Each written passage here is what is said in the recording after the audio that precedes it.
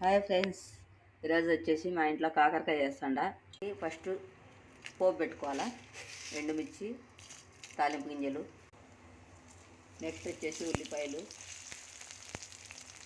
కరివేపాకు, సాల్ట్ వేసామంటే తొందరగా మగ్గుతుంది. ఫ్రై చేసుకోవాలన్నమాట అన్నీ.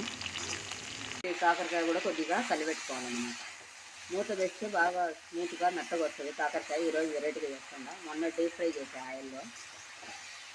నెక్స్ట్ ఇంకోసారి కలిపెట్టుకోవాలా. కాకరకాయ కూడా అయిపోయిందండి. ఇందులో కారం పొడి వేసుకోవాలా. అయితే పప్పుల పొడి వేస్తున్నాం. ఇప్పుడు కలిపెట్టేసేయాలా. ఫైనల్గా ఇలా వచ్చిందండి. బాగా స్మూత్గా ఉంటుంది పట్టుకుంటానే.